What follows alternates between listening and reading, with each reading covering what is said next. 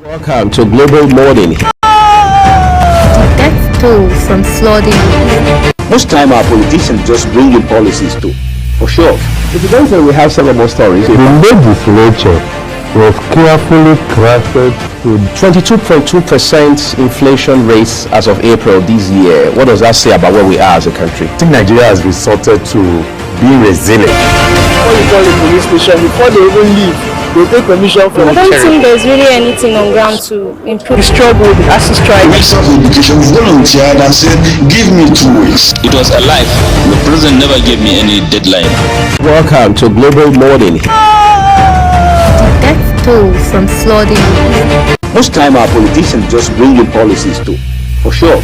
If you don't say we have several more stories. The legislature was carefully crafted to 22.2% inflation rates as of April this year. What does that say about where we are as a country? I think Nigeria has resorted to being resilient. When you call the police station, before they even leave, they take permission from I don't think there's really anything on ground to improve the struggle with the ASU strike. Minister of Education volunteered and said, give me 2 weeks. It was a lie.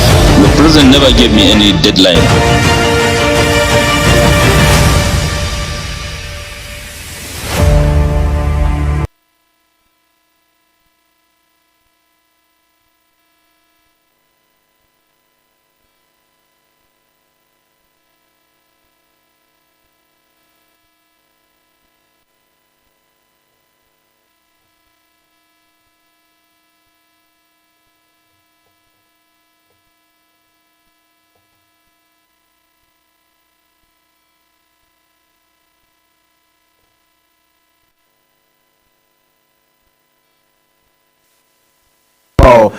A bit of understanding the fact that we are still in the month of March, counting towards the 2025. There are a lot of expectations and concern from the federal government towards what the state government are also currently doing as well. And not also forgetting the local government that were granted autonomy for almost 8 months, which many has continued to look at the financial autonomy of the local government as to the kick-off and full implementations. Are the local government entirely autonomous?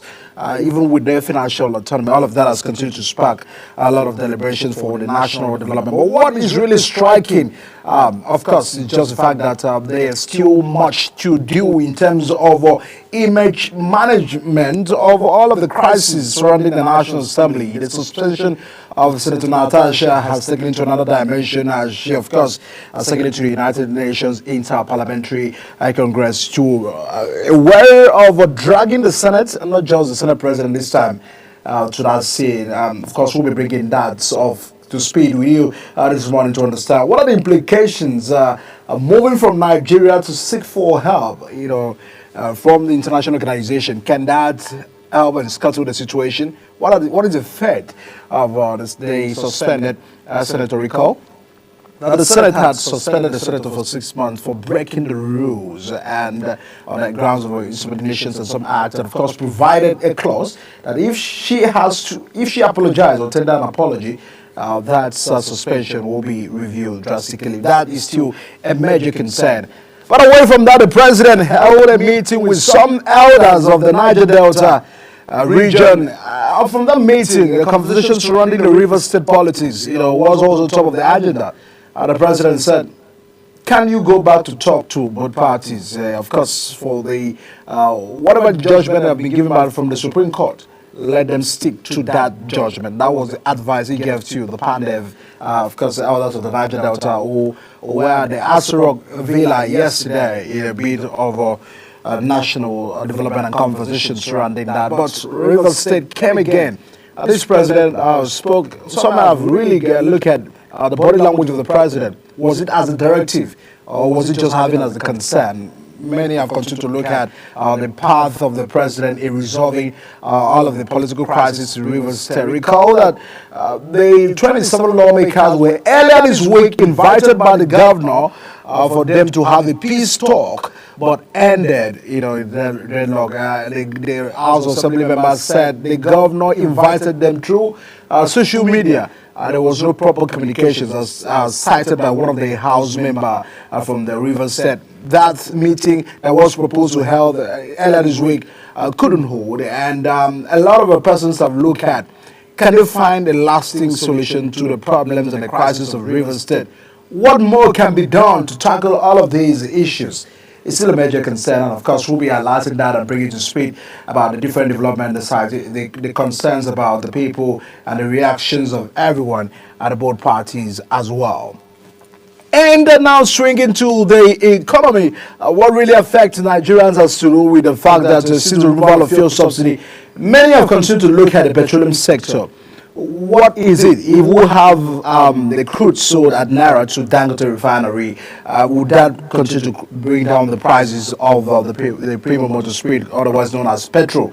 I'll recall that there has been back and forth and concern from the NNPC about not selling again on the Naira to Dangote. Many have continued to look at the implications of that, if that stands, as well as licenses to other marketers or local refineries as well to continue to spike up to make a robust competition within the petroleum sector. As of today, NNPC sells at over 880 Naira, while other retail stations are actually at 900 and 930 Naira, as the case may be. But what really has to be a concern is the fact that can these prices, go below what we have today? And is it the implication of the fact that crude is being sold at the dollar to Dangote or Naira? An expert, senior energy consultant, of course, will be joining us at the course of the program this morning to review all of this concern, what may be the intentions of NNPC, what may also be the response of Dangote refinery and other refineries we have, and of course in the country. Recall that all of this was to fight monopoly in the systems, and the president has reiterated his commitment to an open market, free market. The president said, I believe in a free market. Can we have everyone coming to sell where it will spark a lot of competition, and by that the price will drop drastically? All of that will be what we'll be touching as well on the program this morning to review all of that as national development. For now, everyone, welcome and many thanks for staying with us here on the show. We'll go on a very quick break, and once we return from the break, we'll turn our attention to look at what the National Daily has for you this morning. Please stay with us. We'll be right back.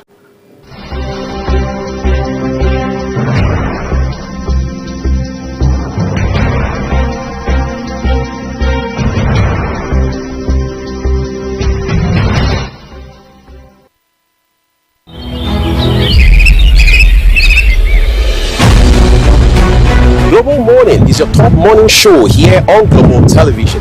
We bring you fresh news updates daily while delving into a variety of current affairs and topics.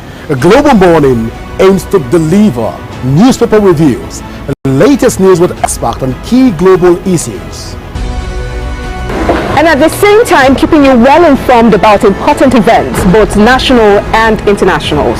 Global Morning serves as a valuable source of information, helping viewers like you start your day well informed.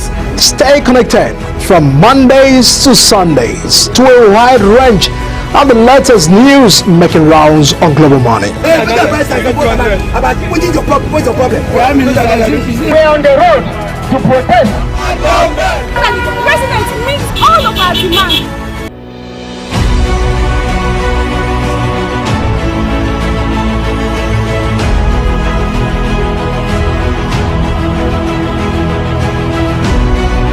This is Global Morning. Do you know that Global Television can be watched in Nigeria and all over the world? Download the Global TV Nigerian mobile app for Android and iOS devices to watch Global Television real-time from around the world. What are you waiting for? Start downloading and stay connected to Global Television.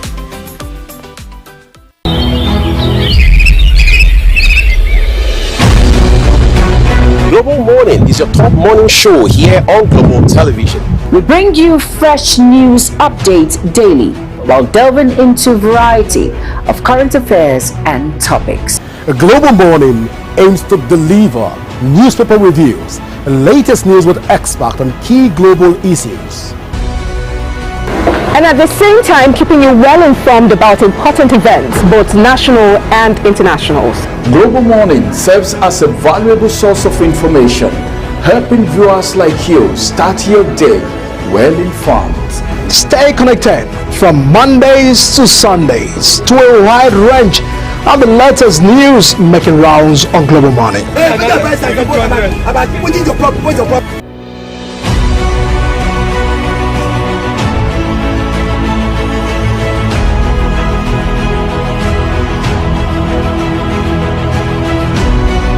This is Global Morning.